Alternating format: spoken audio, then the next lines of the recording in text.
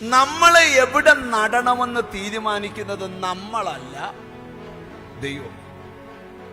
ഞാനാണ് ജനിച്ചു വളർന്ന ദേശം എനിക്ക് വിടാൻ ഒട്ടും താല്പര്യമില്ല.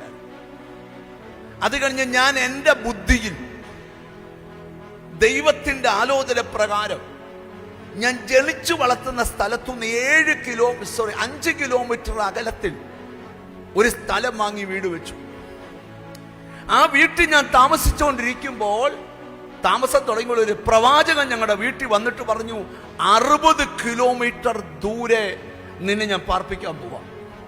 സ്തോത്രം. അപ്പൊ ഞാൻ ആഗ്രഹിച്ചത് എൻ്റെ ജനന സ്ഥലമാണ്, പക്ഷെ ദൈവം എന്നെ പറിച്ച് നട്ടത് കോട്ടയത്താണ്. മനസ്സിലാകാൻ ദൂത് പറയുന്നേ. അപ്പം ഇന്ന് ഈ ദിവസങ്ങളിൽ എഴുതിക്കോ, മനുഷ്യന്റെ ഇഷ്ടമല്ല, നീ ദൈവ ഇഷ്ടപ്രകാരം ദൈവം നിന്നെ ചിലയിടത്ത് നടാൻ പോവാ.